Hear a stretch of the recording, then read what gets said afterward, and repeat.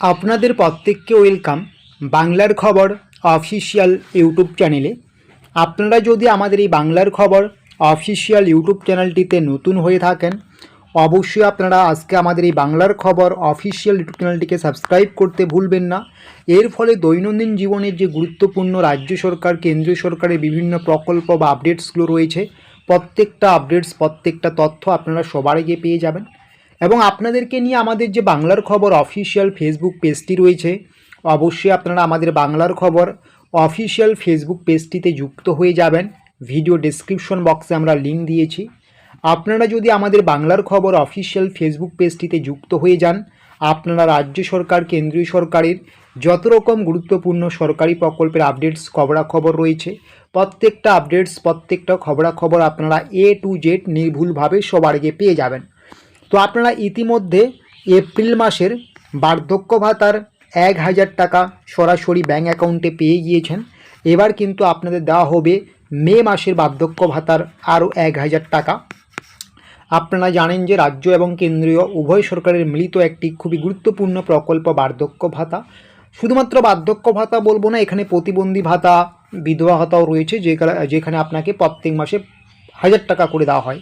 ইতিমধ্যে বার্ধক্য ভাতা বিধবা ভাতা প্রতিবন্ধী ভাতার এই এপ্রিল মাসের টাকা আপনারা ব্যাঙ্ক অ্যাকাউন্টে সরাসরি পেয়েছেন। প্রত্যেক মাসেই দেওয়া হয়।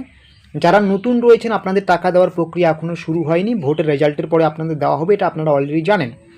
তো বিষয়টা হচ্ছে, যারা এপ্রিল মাসের টাকা পেয়েছেন আপনার সেই টাকা আপনারা সংগ্রহ করেছেন বা সেই টাকা দিয়ে আপনি নিত্য যে আপনার প্রয়োজনীয় দরকারগুলো রয়েছে সেগুলো আপনি সেরেছেন। এখন কিন্তু আপনারা মে মাসের টাকার অপেক্ষায় রয়েছেন। আজকে হচ্ছে এপ্রিলের 26 তারিখ। এর পরবর্তীতে আপনাদের দেওয়া হবে নেক্সট পেমেন্ট, অর্থাৎ মে মাসের পেমেন্ট।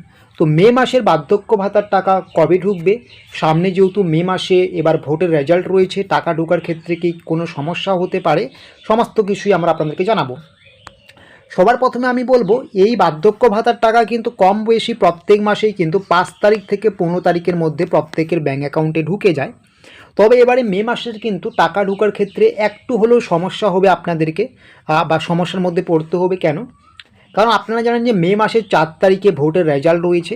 তো 4 তারিখের আগে কোনো মতেই কিন্তু কোনো সরকারি প্রকল্পের টাকা ঢোকার কোনো সম্ভাবনা নেই। অর্থাৎ 4 তারিখ 5 তারিখ 6 তারিখের মধ্যে কিন্তু কোনোভাবেই এবারে বার্ধক্য ভাতার টাকা ঢুকবে না।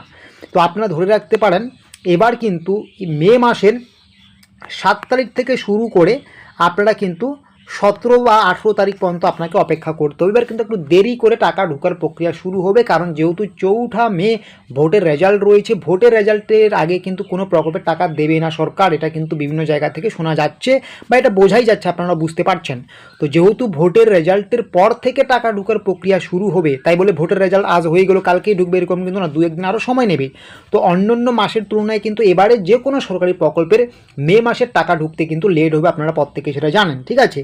তো সেই হিসেবে আপনারা যারা জিজ্ঞাসা করছেন যে মে মাসের বার্ধক্য ভাতার টাকা বা বিধবা ভাতা প্রতিবন্ধী ভাতার টাকা কবে ঢুকবে, আপনারা কিন্তু মে মাসের 7 তারিখ থেকে 17 তারিখের মধ্যে পেয়ে যাবেন টাকাটা, ঠিক আছে।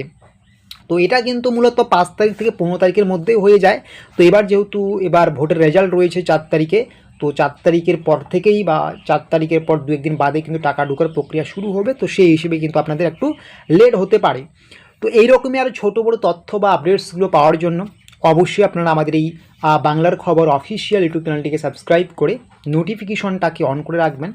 এবং আপনাদেরকে নিয়ে আমাদের যে বাংলার খবর অফিসিয়াল ফেসবুক পেজটি রয়েছে, অবশ্যই আপনারা সেখানে যুক্ত হয়ে যাবেন। ভিডিও ডেসক্রিপশন বক্সে আমরা লিঙ্ক দিয়েছি।